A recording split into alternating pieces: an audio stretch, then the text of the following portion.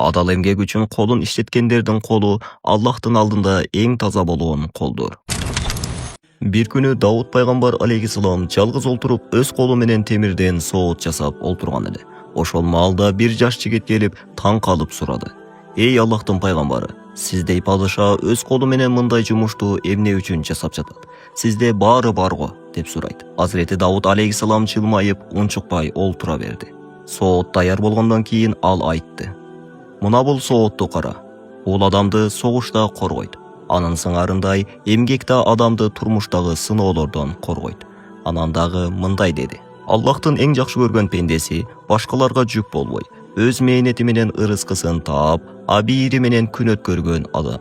Жаш жигиттин көзүнө уялган жаш толуп, эй Аллахтын пайгамбары, бүгүн түшүндүм. Абийир даражада эмес, эмгекте болот экен, деди.